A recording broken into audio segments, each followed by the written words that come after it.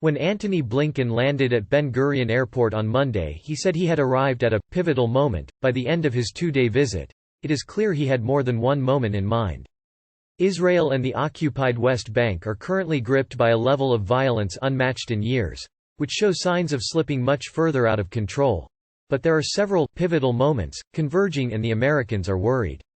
Their top diplomat might have been referring to any or all of them as he spoke on the tarmac with aviation fumes still blurring the air behind him. It is a long list.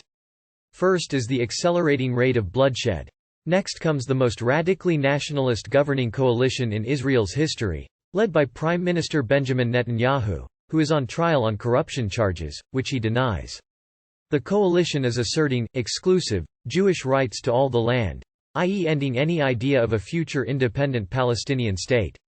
It also proposes to change fundamentally the nature of Israel's legal system, a full attack on Israeli democracy, say those pouring onto the streets in protest.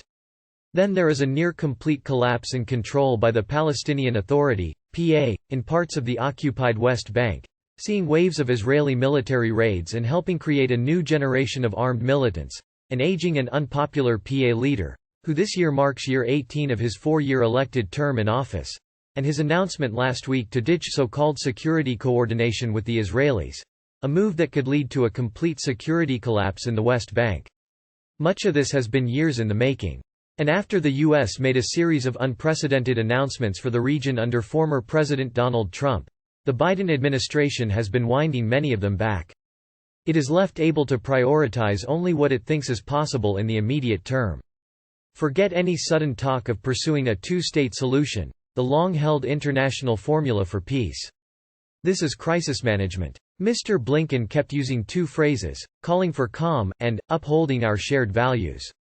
On the first point, the death toll is among the worst in years.